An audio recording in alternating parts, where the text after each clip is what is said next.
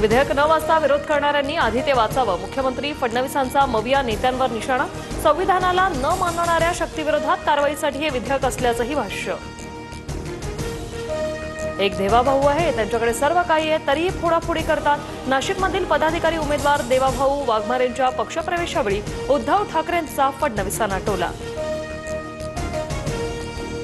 ठाकरे बंधूंची युती होणं गरजेचं, सामनाच्या रोखठोकमधून हाक, तर फडणवीस शिंदेंबाबतचा संभ्रम राज ठाकरे दूर करतील असंही भाष्य। ठाकरे बंधूंविरोधात गुणरत्न सदावर्ते कोर्टात याचिका दाखल करणार। राज्यात तिसरी भाषा शिकलीच जाईल, हिंदी सक्तीचा GR पुन्हा लागू करा, सदावर्तेंची मागणी। भाजपला मुंबई परप्रांतीय पैसेवाल्यांची करायची, मुंबईला दिल्लीच्या वाटेवरचं पायपुसणं केलंय, संजय राऊतांचा हल्लाबोल।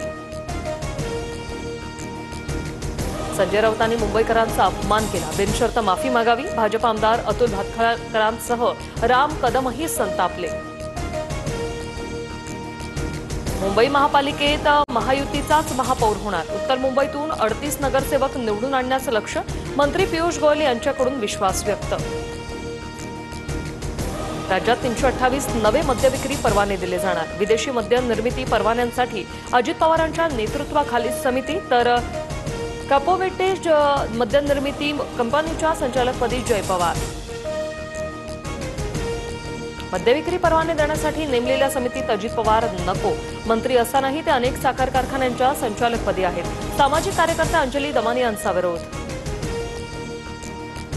लाडकी बहीण योजनेवरून अर्थमंत्री अजित पवारांच्याच मंत्र्यांची नाराजी, नव्या निधीला विलंब होत असल्याची दत्तात्रय भणेंची तक्रार, तर सरकारच्या तिजोरीवर ताण येत असल्याची भुजबळांकडून कबुली।